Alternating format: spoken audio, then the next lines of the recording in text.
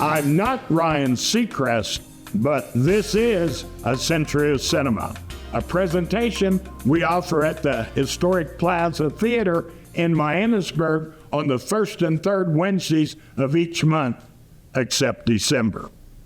In 2023, we opened A Century of Cinema to the general public and have attracted over 30 first-time presenters. Their presentations were so good, we invited some to join us here. Next up, Jaws. Here's Johnny Catalano. 50 years ago, the summer of 1975 changed cinema forever. It was the year a simple premise, a monster in the water, became a cultural phenomenon. Today, we're celebrating the golden anniversary of Steven Spielberg's masterpiece, Jaws. Its genius lies precisely in its deceptively simple core idea, which allowed its complex layers of suspense and character to truly shine. But beyond the thrills and the terror, Jaws also captures a profound sense of Americana. For many, myself included, it's become an annual 4th of July tradition, perfectly encapsulating the feeling of summer, community, and the idyllic, sometimes vulnerable small-town American spirit. It's that blend of sun-drenched beaches, town meetings, and quintessential characters that makes it resonate so deeply with our collective memory of summer in America. It's hard to imagine now, but before Jaws, Steven Spielberg was a promising but largely unproven 27-year-old director. He inherited a production plagued with challenges: a constantly malfunctioning mechanical shark they famously nicknamed Bruce, a shooting schedule blown out of proportion, and a crew battling the unpredictable elements of the Atlantic Ocean. Any other filmmaker might have crumbled, but it was in these very constraints that Spielberg's genius truly shone. He was forced to innovate. Instead of showing the shark constantly, he implied its presence through John Williams' chilling score and POV shots from beneath the water. This wasn't just a creative choice, it was a necessity that inadvertently built unparalleled suspense. He understood that what you don't see can be far more terrifying than what you do. His commitment to authenticity, shooting on open ocean rather than a tank, lent the film a visceral realism that still holds up today. Jaws wasn't just scary, it was a masterclass in tension. And it was the foundational experience that forged one of the greatest directors of all time. But even Spielberg's incredible vision needed a captivating ensemble at its core. Alongside the incredible Robert Shaw as Quint, we had the grounded everyman presence of Roy Scheider as Chief Brody, the energetic intellectualism of Richard Dreyfuss as Matt Hooper.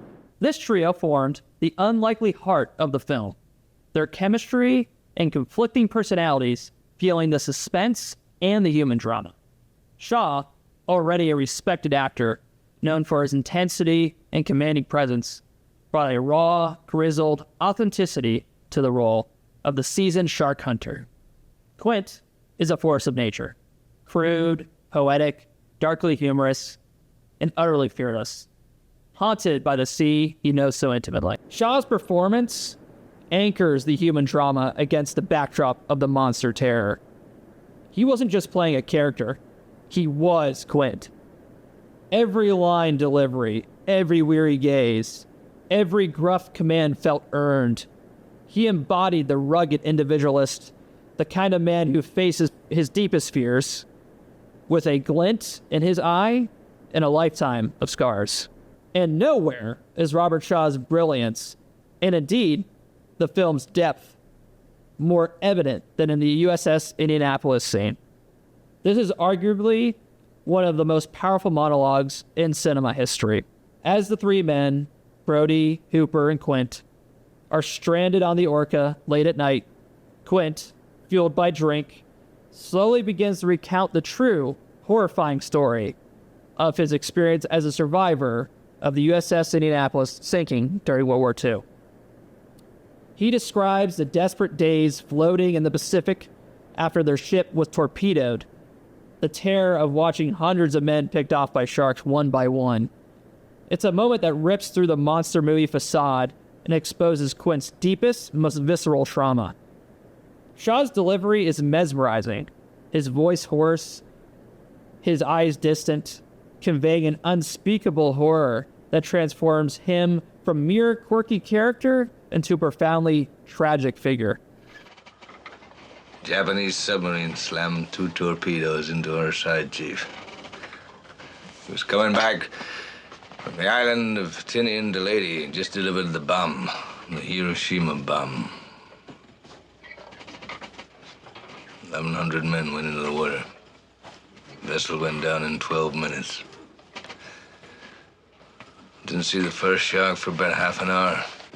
Tiger, 13-footer, you know that when you're in the water, Chief? You tell by looking from the dorsal to the tail.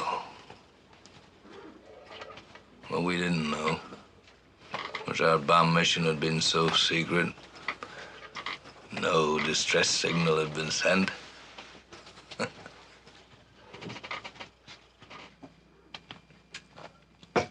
They didn't even list us overdue for a week. Very first light, Chief. Sharks come cruising. So we formed ourselves into tight groups. It's kind of like old squares in a battle, like you see in a calendar, like the Battle of Waterloo. And the idea was, shark comes to the nearest man, that man he starts pounding and hollering and screaming. Sometimes the shark would go away. Sometimes he wouldn't go away. Sometimes that shark, he looks right into you, right into your eyes.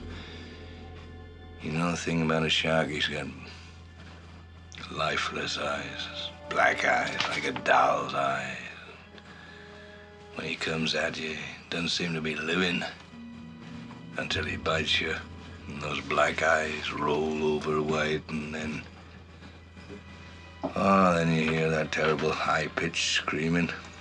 The ocean turns red. In spite of all the pounding and the hollering, they all come in and they rip you to pieces.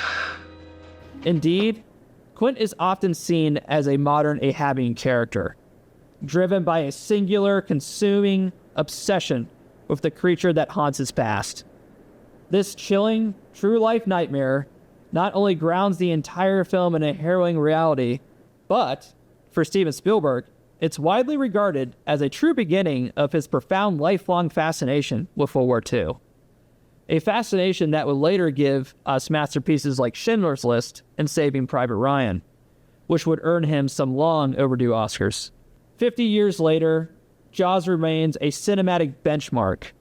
It not only invented the summer blockbuster, revolutionized marketing, and proved that a simple premise could achieve colossal emotional and financial success, but it fundamentally reshaped American cinema forever. Spielberg's groundbreaking direction, the iconic score by John Williams, and the unforgettable performances led by Roy Scheider, Richard Dreyfuss, and none more impactful than Robert Shaw's Quint. They faced impossible odds, both on screen and in production, and delivered a film that still has us thinking twice before going into the water. Happy 50th anniversary, Jaws. Thank you. Be sure to visit the gorgeously restored Plaza Theatre and our 38-foot wide movie screen, 4K laser projection, and a world-class surround sound system. Visit myplazatheater.com for showtimes and events. The Historic Plaza Theatre is located in beautiful downtown Miamisburg with unlimited free parking, shops to browse, and fabulous nearby dining options. Hope to see you soon at the Plaza.